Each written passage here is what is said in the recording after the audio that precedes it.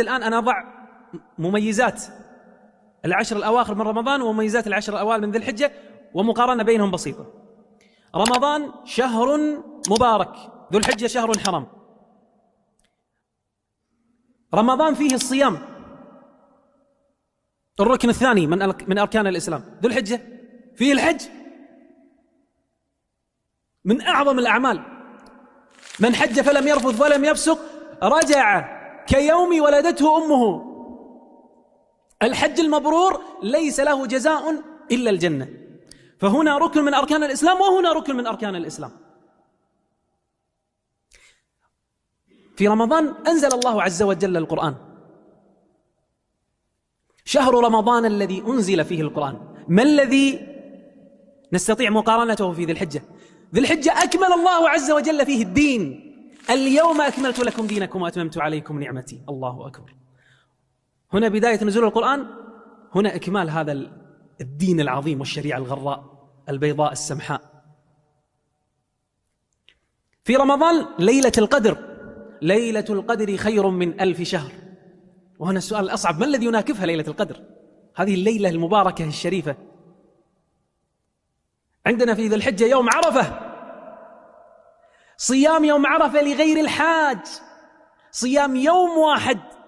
يقول النبي صلى الله عليه وآله وسلم: احتسبوا على الله أن يكفر سنة قبلها وسنة بعدها، سنتين من التكفير من الذنوب. أعجوبة الأعاجيب يوم عرفة، يباهي الله عز وجل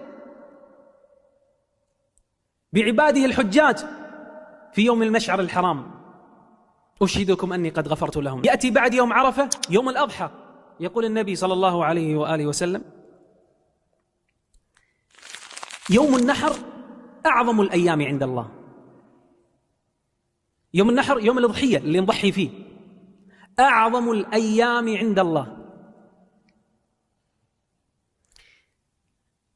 لدينا في رمضان قبل صلاة العيد، قبل صلاة العيد الفطر، نخرج صدقة الفطرة.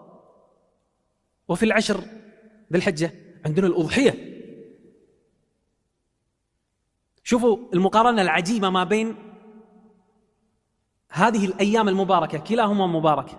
نسأل الله عز وجل من فضل. بس أنا أريد النفسية تنشحن إيمانيا حتى تدخل بإذن الله عز وجل وأنت نشيط لهذه الأيام الجميلة.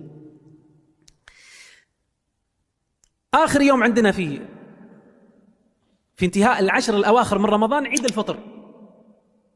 عيد الفطر كم يوم؟ يوم واحد. عيد الأضحى يقول النبي صلى الله عليه وآله وسلم: يوم عرفة ويوم الأضحى وأيام التشريق أصبحوا 5. يوم 9 عرفة، و10 العيد، و11 و12 و13 أيام التشريق عيدنا أهل الإسلام. 5 أيام عيد كما أخبر النبي صلى الله عليه وآله وسلم.